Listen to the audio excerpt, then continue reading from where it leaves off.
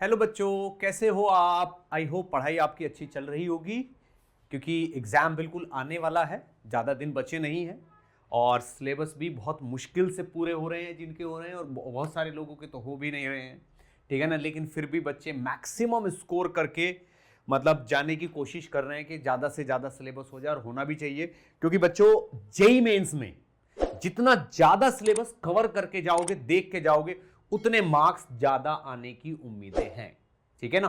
तो बच्चों, मैंने पिछले 3 साल के जेईई मेंस के पेपर्स एनालाइज किए हैं, और मैंने वो 20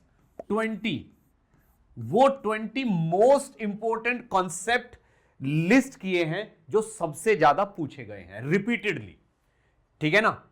इतने सारे पेपर्स हैं जिनमें जो फिजिक्स के कॉन्सेप्ट सबसे ज्यादा पूछे गए, हालांकि लिस्ट में आए तो बहुत से, लेकिन जो सबसे ज्यादा बार रिपीट हो रहे हैं वो 20 मोस्ट इंपोर्टेंट कॉन्सेप्ट मैं आपको इस वीडियो में बताने वाला हूं।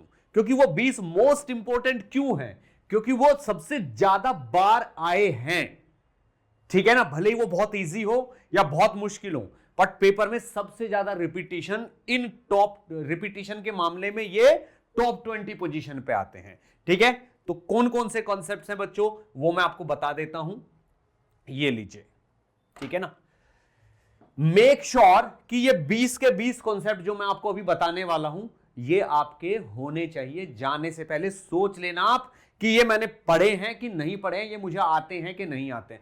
सबसे पहला स्क्रू गेज और वर्नियर कैलिपर्स, पढ़ के जाना अच्छे से, छोटे छोटे सवाल करके जाना। दूसरा, पीएन जंक्शन और लॉजिक गेट्स, अच्छे से पढ़ के जाना कि PN junction, reverse bias, forward bias, उसमें क्या होता है, कब करंट रुक जाती है, कब चल जाती है वो, और लॉजिक गेट्स, ठीक। Hooke's law and Young's modulus, elasticity में सबसे ज्यादा सवाल हुक्स लॉ और यंग्स मॉडुलस पे ही पूछे जा रहे हैं। एक elastic energy, elastic potential energy पे भी पूछा जाता है, वो फॉर्मूला भी आप देख लेना, बट वो कई बार नहीं आया, बट ये बहुत बार रिपीट हुए हैं।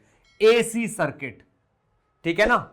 एसी में जो एसी सर्किट्स हैं, L circuit, C circuit, R circuit और एलसीआर सर्किट, पूरा का पूरा, जिसमें रेजोनेंस पूछा जाता है। अगर एसी के सवाल आप देखो तो सारे के सारे सवाल केवल इन दो कॉन्सेप्ट पे ही बेस्ड है। तीसरा एक कॉन्सेप्ट होता है उसमें, energy of in an AC circuit, उस पे भी पूछे गए हैं बट कम है, इन दो पे सबसे ज्यादा है, ठीक है। उसके बाद कंस्ट्रेंट मोशन, ठीक है ना, कि इसकी वेलोसिटी इतनी है तो उसकी कितनी होगी, वो टाइप के सवाल भी बहुत बार देखे गए, ठीक है।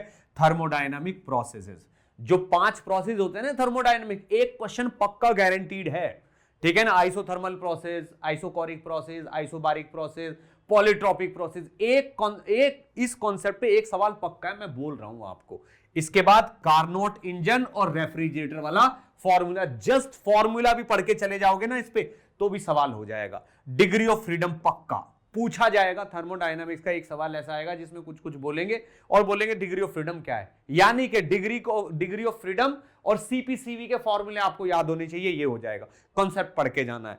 टाइम पीरियड, एसएचएम और वेव्स में से टाइम पीरियड पे सबसे ज्यादा सवाल पूछे, frequency, simple and spring pendulum, spring वाला, spring block system, spring pendulum का मतलब है स्प्रिंग ब्लॉक सिस्टम, उस पे, और सिंपल पेंडुलम पे सवाल पूछे गए, ठीक है। और फाइंड इलेक्ट्रिक फील्ड, ठीक है ना।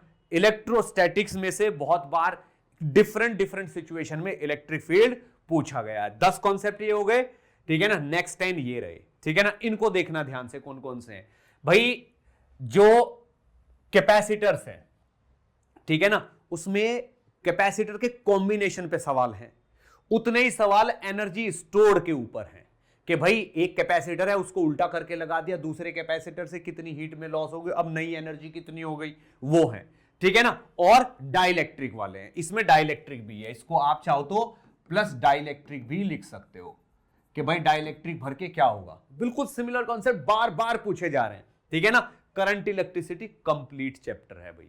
देखो इसमें मैं कुछ कर नहीं पाया, मैंने देखा तो पूरे चैप्टर में से सब चीजों पे सवाल आ रहे हैं, सब चीजों पे सवाल आ रहे हैं। रेजिस्टेंस पे सवाल आ रहे हैं, रेजिस्टेंस की कैलकुलेशन पे सवाल है, आर निकालने पे ही सवाल आ रहे हैं, कॉम्बिनेशन पे भी आ रहे हैं उतने ही, ठीक है ना। उतने ही वोल्ट मीटर, अमीटर, पोटेंशियोमीटर पे भी आ रहे हैं। तो ये पूरा का पूरा है, करंट इलेक्ट्रिसिटी आपको कंप्लीट करना पड़ेगा। 3 या 4 सवाल पक्का आएंगे, ठीक है ना। मैग्नेटिक फील्ड पूछा जाता है और मैग्नेटिक मूवमेंट जिसको म्यू बोलते हैं, mu is equal to IA, ये वाला कॉन्सेप्ट, ठीक है ना। यानी उतना ही फील्ड पूछा जाता है, उतना ही मैग्नेटिक मूवमेंट भी पूछा जाता है। इसको अच्छे से करके जाना। इलेक्ट्रोमैग्नेटिक वेव वाला 1 घंटे में पूरा इलेक्ट्रोमैग्नेटिक वेव हो जाता है, इसको जरूर करके जाना। एक सवाल पक्का हर हालत में। रिफ्रैक्शन, ऑप्टिक्स में देखा जाए तो रिफ्रैक्शन पे सवाल आता है और TIR पे भरे पड़े हैं। रिफ्रैक्शन और TIR पे मैंने 1 शॉट भी लिया हुआ, उसको देख लेना, बहुत बेहतरीन तरीके से कंप्लीट हो जाएगा। लेंस के पूरे कॉन्सेप्ट आपको आने चाहिए और प्रिज्म का फंडा, जो प्रिज्म का ग्राफ होता है, ये वाला जो ग्राफ होता है प्रिज्म का, मिनिमम डेविएशन वाला, और ये वाला, ये आपको क्लियर होना चाहिए। सवाल आएगा तो इसी ग्राफ पे आएगा प्रिज्म का, ठीक है ना। YDSC में फ्रिंज विड्थ वगैरह, आपको फेज डिफरेंस, इंटेंसिटी क्या होती है, एम्पलीट्यूड A1 A2 है तो कितनी फेज के डिफरेंस पे कितना रिजल्टेंट एम्पलीट्यूड आएगा, मैक्सिमम इंटेंसिटी, मिनिमम इंटेंसिटी के फॉर्मूले आपको बिल्कुल क्लियर होने चाहिए, ठीक। Next, modern physics complete. हर चीज को टच किया जाता है मॉडर्न फिजिक्स में, ठीक है भाई। कोई ना कोई चीज पूछी जाए, photo electric effect, X ray, matter waves, ठीक है ना, डी ब्रॉगली वेव्स, वो सब आपका फ्यूजन फिशन वाली रिएक्शंस, वो सारी क्यू वैल्यूज निकालना, वो सब कुछ आपको सब आना चाहिए। मॉडर्न फिजिक्स को कंप्लीट करना है और करंट इलेक्ट्रिसिटी को कंप्लीट करना है, ठीक। इसके बाद प्रोजेक्टाइल मोशन पे जेई मेंस में तो आता ही है, एडवांस में भी देखे गए हैं सवाल, ठीक है ना। और ये मूवमेंट ऑफ इनर्शिया, ठीक है ना। हो गए बच्चों 20 के 20 कॉन्सेप्ट, और मैं इस चीज की गारंटी दे रहा हूं, ये 20 कॉन्सेप्ट अगर आपने कर लिए तो मोर देन 70-80% पेपर आपका हो ही जाएगा, क्योंकि ये 20 कॉन्सेप्ट आपको पेपर में जाने से पहले हर कंडीशन में पढ़ के जाने हैं, ठीक है बच्चों। Best of luck.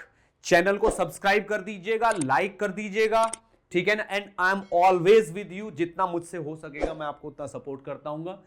Best of luck, thank you.